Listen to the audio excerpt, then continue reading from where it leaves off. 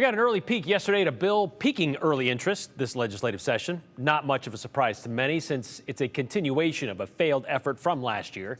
It's a push from Republican lawmakers to regulate what books get to go on which library shelf. Bill sponsor, Representative Jaron Crane, outlined the details and the changes from the former version for us yesterday, but that didn't seem to change what a lot of our viewers had to say about this third run at libraries. Remember House Bill 666 from the 2022 session?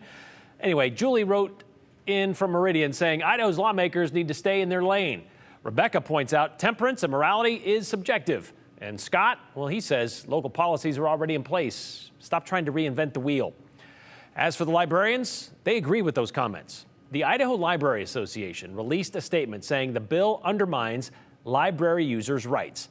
Andrew Bartline sat down with a local librarian to ask why that might be, even with this new, watered-down version of legislating libraries.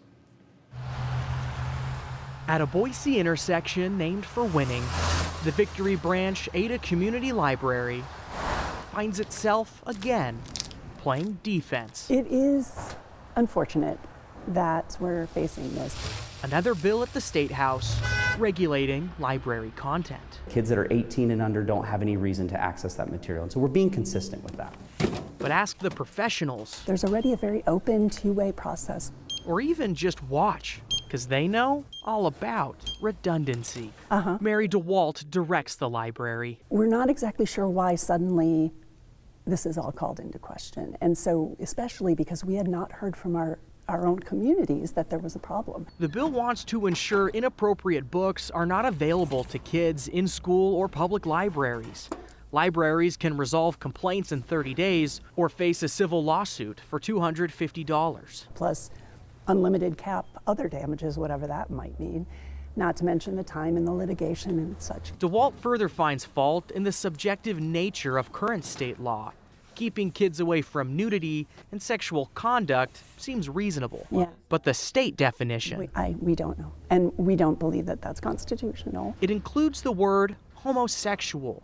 DeWalt says the bill would stop libraries from allowing that content to reach people under 18 years old. Simply because the character is homosexual, is that an issue? Maybe, So, but banning those books isn't the goal. Move that piece of material to an adult section of the library, the problem goes away. Relocate it back to the shelf the state says it belongs, if there is one. if it encompasses both school and public libraries, and they're talking about moving an item to an adult collection, schools don't have an adult collection area. And for the libraries that do, We can't card someone, for example. I'm just unclear on whether it was really thought through completely. while the umbrella of intentions is clear and concise, Temperance and morality. the Ada Community Library knows those definitions to be subjective. That should be up to the individual and the individual family, parents guiding their children and teaching them the family values,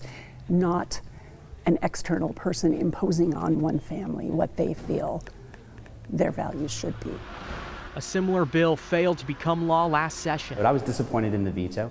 And these librarians, they're used to tackling a tedious task a couple times over again. The important thing is for us to have a much better relationship with our community rather than a top-down directive from government.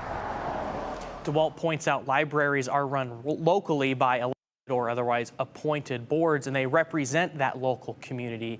And because of that, a library in Rupert is different than a library that you'd find in Moscow. She also points out that the content must be considered as whole, Brian. She talked to you about this last legislative session in depth about you can take a paragraph out of a 400-page novel and say, I have a problem with this. Well, when you look at the whole piece of work, she says there is value to it, and that kind of goes back to the Supreme Court, the Miller test, I believe. Yes. 1973, Miller versus California, and in that they ruled that yes, it has to lack serious literary, artistic, political, or scientific value. They apply the community standards. It has to be patently offensive as well. And it's worth pointing out because in that ruling, they said, because Miller wanted this to be like a countrywide standard when it comes to morality. Well, Justice Berger said, no, it's neither realistic nor constitutionally sound to read the First Amendment as requiring the people of Maine or Mississippi to accept the public depiction of conduct found tolerable in, say, Las Vegas. So he says it must be determined on a local basis. And I imagine Boise would feel different than a very rural area. Yeah, so it still kind of applies.